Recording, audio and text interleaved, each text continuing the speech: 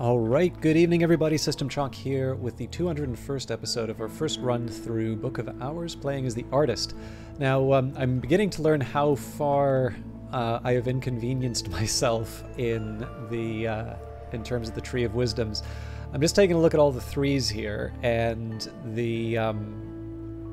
just the roadblock that this has created. I'm noticing there's a huge number of these that are actually attached to Skolakosophy, and if I'm going to be putting Hyksos into Skolakosophy for level 2, that basically means only one of the large number of Skolakosophy items will be viable for that slot.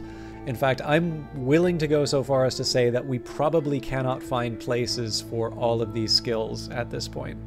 But I also think that that's a better problem for me to deal with when I am well and truly ready to make some final decisions. So what I mean by that is I'm obviously going to want to take a lesson learned to bring something like Hyksos. I want to get Hyksos in the first place, and then I want to use a lesson learned to level it up. Another example might be, I want to take, maybe something like Magaphine Mysteries. I can tuck away. I think that has a hushery to it. Yeah, so that could maybe be the one that I tuck in the level 1 inside of hushery, just so I don't need to worry about it. But yeah, there's definitely going to be some things that I need to level up, and I specifically am going to want to level them up to make sure that I can fit them into certain slots. So for instance, if I have to take Menascate Reflections up to level 9, that's probably not happening during Enuma. That's probably going to be something that happens, over multiple Numa, or maybe something that happens when when I start getting certain books. We are going to be getting a few level ups because we'll eventually be able to read Hyksos, but again, I can't predict when that's going to happen. So I think at this point here, probably the best thing that I can do is just progress through the game. We'll see what winter brings, and if it really comes down to a point where we have another season without Numa, I'm going to read through the library. I'll try and get a few other things done, but what I might do is I might actually take some time to sketch out my game plan for the Tree of Wisdoms on my own time, just because I really don't want there to be 3 or 4 episodes, particularly in a row, of just plotting the Tree of Wisdoms. But I figured the least that I can do in terms of that would just be, get a spreadsheet, kind of quantify exactly how big the jam at Skolakosophy is, and then see where we can go. Okay, looks like we are short Numa again.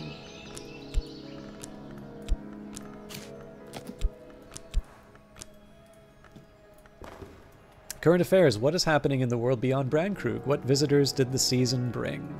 So I might as well... Well, actually, let's just wait to see what the weather is.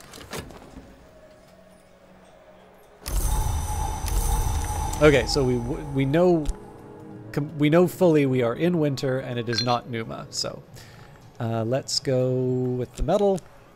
Fixing and mending. There's not much work on offer in Brandkrug, but I can find 6 pence worth of odd jobs. Oh, that reminds me. I did forget to write down the totals. So just give me a quick second here. Okay, so we have 1 Faust. We want 7. We've got 2 core. We want 6. We have 4 Arab. So we want 4 Fet, got 3, want 5 metal, have 3,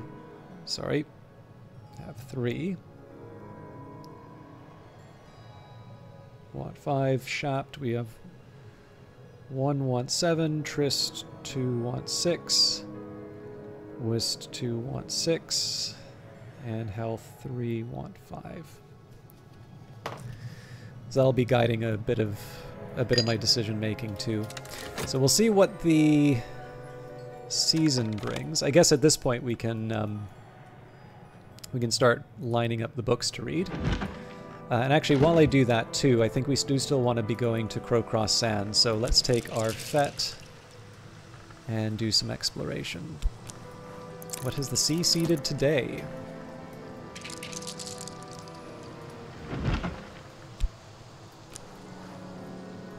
Okay, so we're going to just do what we did before. We'll read as many of the books as we can.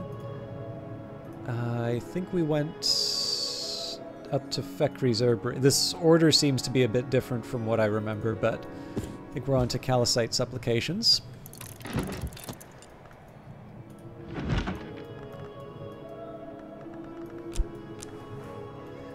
Should probably see if I've already got a pitcher of water that I can use, so we're good there. Okay, the wonderful shape, that's a Kilisimi text.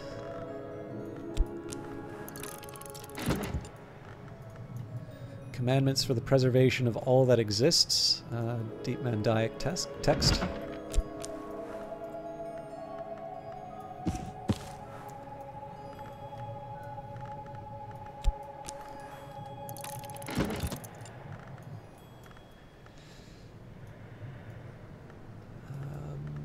And finally, the Orchid's Transfigurations, A Birth. We will read that in the library.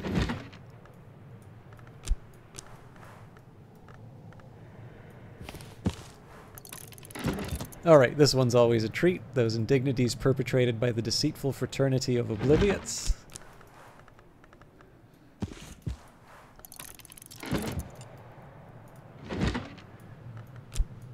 Deoris at the Vagabond desk.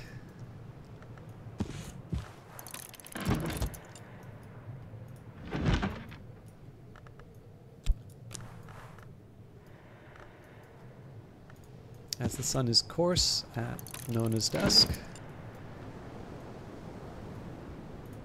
And the underappreciated hero, Collars. We will read Book of Thrones. And actually, technically, I can also make my life a little easier by reading Observations on the Peacock Door.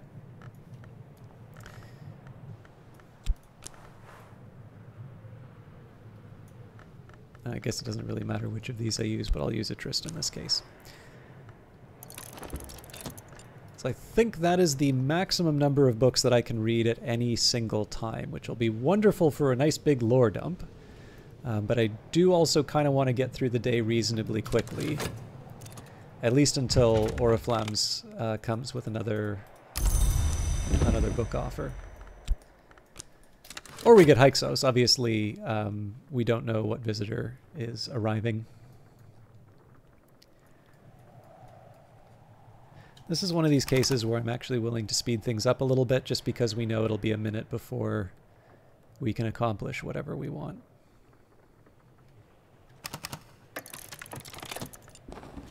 Developments in the world beyond Brandkrug, drawing a new incident. Still nothing. Miss Azita Bukhara, businesswoman, chessmaster, initiate of the Scarred Hour, sometimes called the Colonel.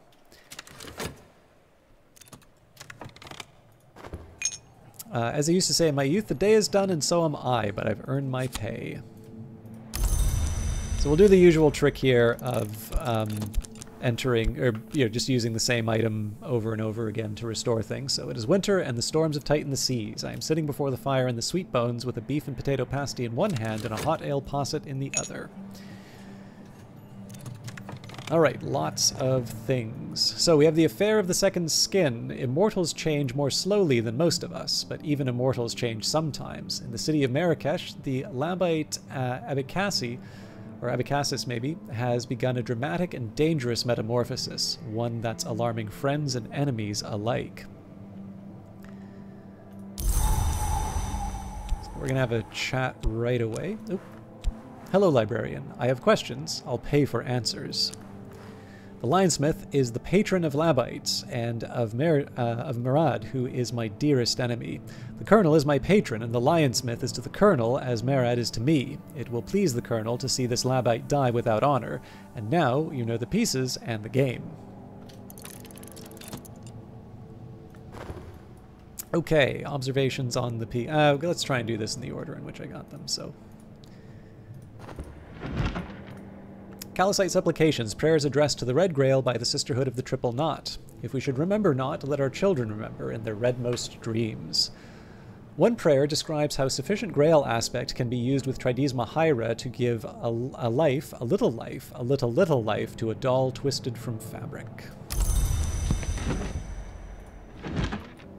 The wonderful shape, blessings, and invocations of the triple knot recorded at a sanctuary in Cyprus notable for its weavers, sculptors, and gardeners. The roots go deep, the knots remain. The final invocation is one for the restoration of the roots, to be spoken before an altar of the triple knot, but puzzlingly, it should not be spoken by any priestess of the knot, or even by one who has been initiated into their mysteries. So that, I believe, was an indicator to get the book, or the tablet. Commandments for the preservation of all that exists. Black Ellie, Damascene matriarch of the Sisterhood of the Knot, was imprisoned by the Emperor Didius Julianus. She reportedly instructed that these secret doctrines be recorded in writing to preserve against their loss. Regrettably, the story goes, Didius Julianus ordered that the work be entombed with her in an unmarked sepulchre. Ellie described powerful protective incantations to be used in a variety of circumstances. It is essential that these protections be completed every 4th year to defend against the entry of the worms and against the avidity of the wave and the wound. In the current history, at least, there is no indication that these protections have been performed regularly for at least the last 1,000 years.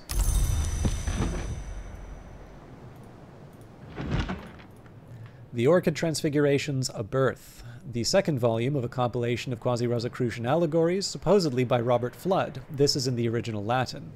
Flood, or pseudo-Flood, suggests alignments between the alchemical tradition of Rubidoux and the older Grail traditions through the Pine Knight's quest for the Cinnabar Cup. Seek the cup in the birthing bed, the Pine Knight is told. The midwife at the birthing bed, to his amazement, is the Mountain Mother. In a fit of awe, he both gelds and flays himself. The vigilant storm bursts joyfully from the remains. Those indignities perpetrated by the deceitful fraternity of Obliviates. It is not clear whether CROD, who is identified only by his initials, was in fact an initiate of the Obliviate Order of Immortal Adepts. He wrote in the 16th century, after the order, if he is to be believed, had passed the height of its power. 58. That they did claim inheritance of the traditions of the House of Leith, but that they have disregarded both its most sacred and most beautiful ceremonies where they are not found convenient. 59. 71. The glassfinger toxin is no mere assassin's convenient for the Oblividiots to confine to the disposal of their enemies. It has higher uses. Certainly it is a great matter of winter, but I have already outlined the technique by which it may be fitted for its ultimate destiny.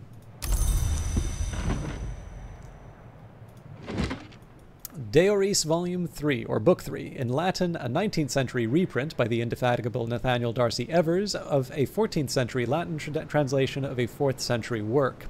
This is usually described as the 3rd volume of Deoris, but Darcy Evers' foreword argues persuasively that it is a substantial reworking by the original author. The lionsmith makes monsters, the colonel has his scars, but the Deorist now insists that neither can truly defeat the other, that they must at some level understand these limits in their strategies, and that their enmity is an eternal engine of the world.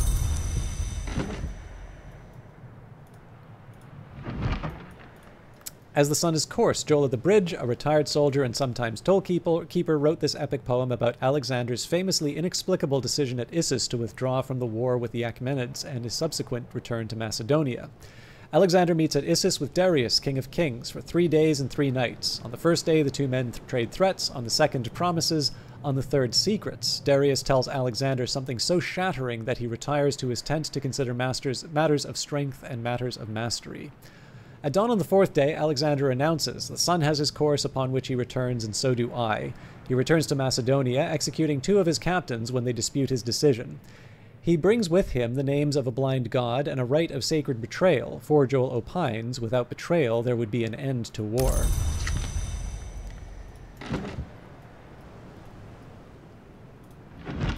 And the Book of Thrones, a legend of the Shadowless Empire, transcribed by Alexander Peterhans from the Annals of a Secret Shrine in Anatolia. In the first and greatest history, a subject of the Shadowless Empire of Persia travels to the west, to the kingdom of the Persids. There he becomes a protege of the tutelary Persid deity, the scarred man who lives in the dark. He returns after 7 years to put his skills at the service of the Shadowless Empire, becoming their golden general. After many years of peace, the heirs of the Perseids move against the King of Kings and the Shadowless Empire. The Golden General will not take up arms against the blood of his mentor until the King of Kings whispers a great secret of betrayal in his ear. He breaks his sword, forswears his oath to both Empire and the Scarred Man, and enters the temple behind the world, leaving his life behind. Finally, observations on the Peacock Door. Naingala of Lagash discusses the Peacock Door, the highest door available to mortals in the Mansis, a rent, an imperfection, an abrasion. Notably, the book is written in Vac, which, by some accounts, is another aspect of the Peacock Door itself. Naingala addresses this by apologizing courteously to the door and the language at the end of every section. The Peacock Door did not exist, Naingala says, in the days when the gods from stone entered the Mansis. They used the fanged key to open the Savage Door, a door not usually available to mortals. Speech, as the initiates of Kion would have it, is a wound. I fear that through that wound the blood of the Mansis flows even now, and that one day speech will be an end to dream. I fear that, but I fear the alternative far more.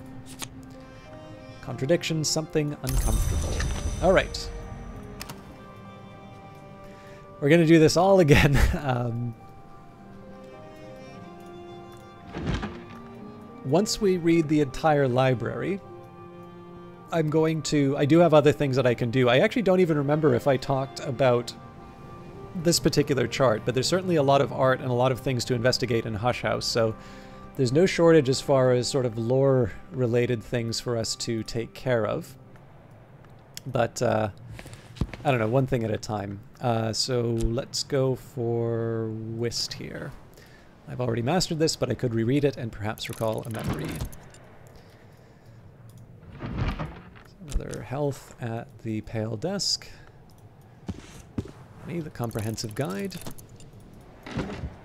Running out of things to use at Natan's desk, but Fet will work for now. So we finished this room here. I think probably I'll start with the scrolls. I'm not too worried. So sometimes there's oddities in terms of the overall plan. So like I sort of said, I was going to go left to right, and there are some things that I specifically skipped. So for instance, the Numa texts are one example of that. I know I did take care of the the bridge, and then obviously there's the phonographs and such, and also the films. And there are actually some specific reasons as to why I will read some things and not others. So for me, sometimes it's easier to remember the exceptions, but also just when I run into something a little weird, like the little cubbies and such, the main idea is just I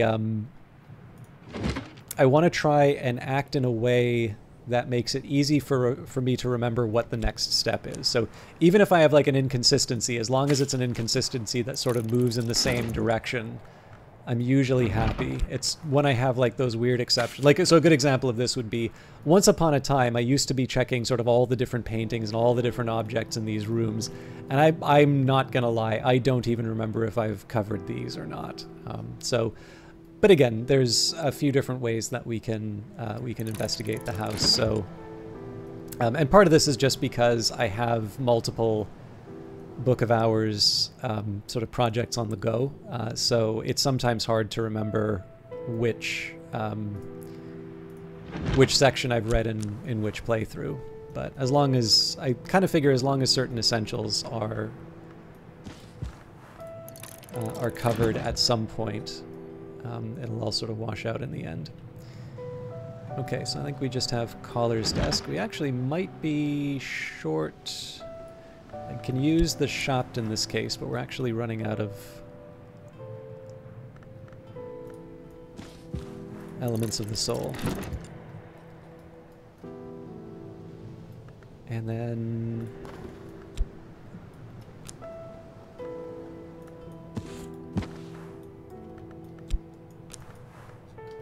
I've already mastered this, but I could reread it and perhaps recall a memory. On the second skin, Murad will seek to give Abykassis his opportunity to die with honor. I will seek to prevent it. There will be other pieces on the board, no doubt, seeking to save Abykassis or take him as another kind of trophy, and so I must be prepared. Try a book with as much mystery edge as their edge interest. Well, we have plenty of that. Again, ideally I have a level 4. There we go. I am armed, I am prepared, I am resolved. This part of the game gives me no pleasure at all, but I did not expect eternity ever to be gentle. I have made my choice, and so did Epicassus. Goodbye, librarian. So we also know that this character is actually one of the people that you can bring in as part of the Lighthouse Institute. But I'm not going to go too far down that path. For those of you who are interested in seeing some of the Lighthouse Institute material, I have been streaming that on the Twitch channel, and those will eventually be uploaded. I will maybe just caution people that the first episode was unfortunately lost to a problem with uploading it to YouTube on time. Sometimes what will happen is the upload will fail, and if Twitch doesn't notify me, or I don't notice the notification, although usually it's just I don't get the notification. But basically, there can be situations where it fails to upload, and if that isn't detected before the expiry, there's no way to get that episode back. So I must apologize. My very first session of House of Light is not going to be as a VOD. But the good news is, because I do play quite slowly, there wasn't anything new for House of Light, and in fact, there was a small bug that prevented me from even looking at the Lighthouse Institute blocks. So as far as people looking for new things, the second episode will have what we need. When something is given to the sea, it rarely returns, though of course I did. So we do have the health that I can use. Let's go for drums and dances. I've started throwing away the sand just because we have so much of it and we're clearly not making anything with it. I just wanted to try and make a little bit of room. Better now. Fixing and mending. There's not much work on offer in Brandkrug, but I can find 6 pence worth of odd jobs. Alright, let's do that in the order again. De Bellis Murorum, an 18th century epic poem by the pseudonymous Solipstos. The poem elliptically describes a war between beasts, weather phenomena, and arcane concepts. It's quite specific about their tactics. The two one joined, and the horn distinguished. Consequently, blood. Honey, the Comprehensive Guide. Harvey Hattington, pilot, polymath, confectioner, writes with great enthusiasm about the marvelous work of the bee. Haddington insists that all the primary aspects, nectar, scale, heart, lantern, moth, grail, are possessed by bees and expressed in honey. Clearly he points out that there are only 6 primary aspects, as honeycomb has only 6 angles. Ugal ink is prepared with these techniques, but so is Skinshuck mead, and only Skinshuck requires honey. Just as any beverage or foodstuff can be improved with the addition of honey, so any garden is improved by the presence of bees, even those bloody blomberendi.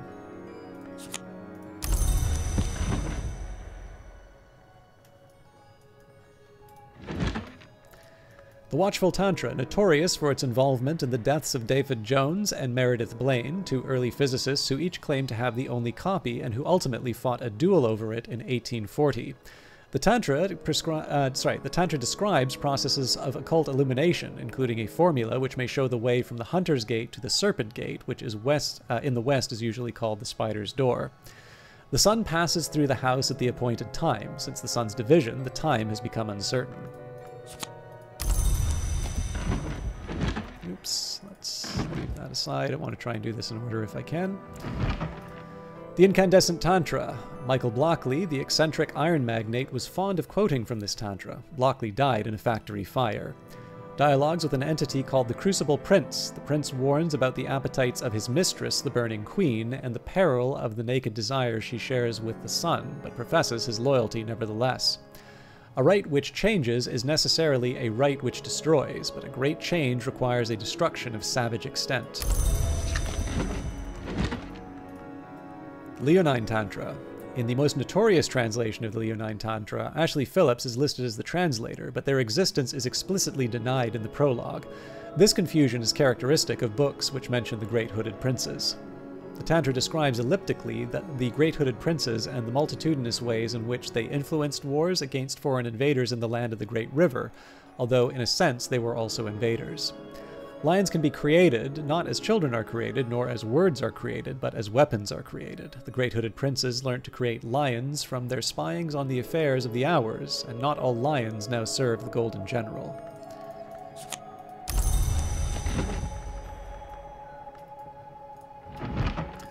Bancroft Diaries. Lord Franklin Bancroft was initiated into the arts of the flower maker by the rose witch Fiona Ayrshire. He rose to become a society provider of occult services and secret pleasures before his abrupt disappearance in 1790. Bancroft seems to have been a talented adept, but devoted his energies to frustratingly whimsical projects, arranging grape-fetching races between mantis spirits, teaching percussivants to juggle, and conjuring storms of imaginary blossoms for the rose witch Ayrshire, who resolutely refused ever to couple with him. Bancroft spends 20 pages bemoaning this last. The mantra here recorded is a high and exacting magic, which can be used to pledge one's spirit to the watchman, beginning an ascent to the house. Bancroft boasts of his ability to recite it when in his cups. He also had it set to music for a performance with fireworks at Vauxhall Gardens.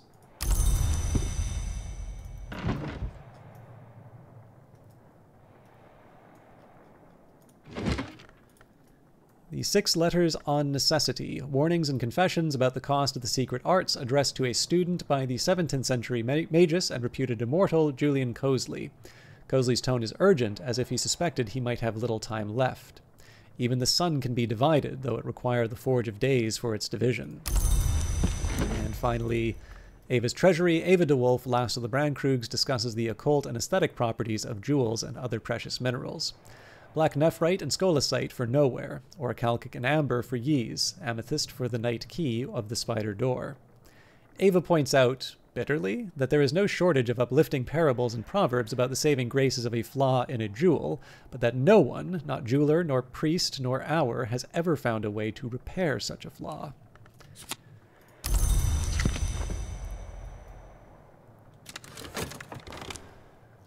All right, we have our bronze spintria. Now, we're definitely not hurting for money, but that's fine. It's just more stuff we can get from Oriflammes. The Edgelong, Azita's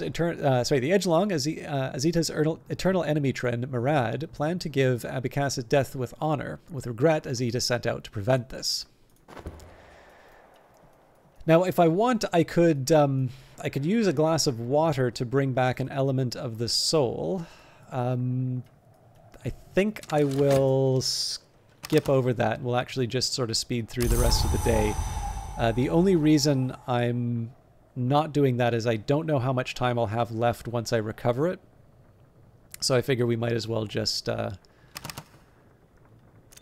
earn the money. As I used to say in my youth, the day is done and so am I, but I've earned my pay. It is winter and the storms have tightened the seas. I am sitting before the fire in the sweet bones of the beef and potato pasty in one hand and a hot ale posset in the other.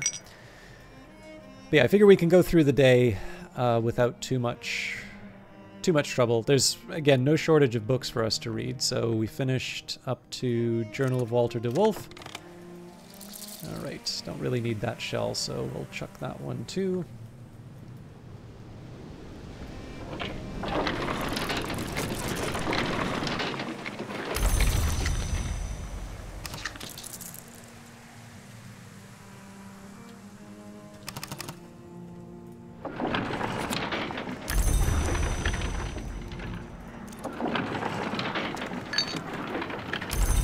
And I have a couple of choices here. I could use the metal to read a book, but in this case, because we're wrapping up for the episode tonight, I think I'll just, I'll use it to earn a little bit more.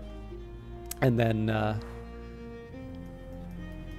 we can be ready for a fresh start at the beginning of the next episode.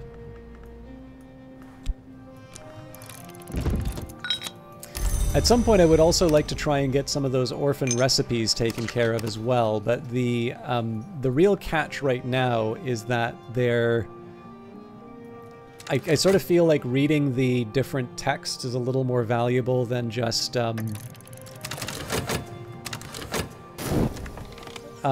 sorry, reading like the reading text to me at least is a little more valuable than just having a record of sort of the remaining recipes. I would like to learn them. I think there's a couple that I actually haven't learned even from the first game that I completed.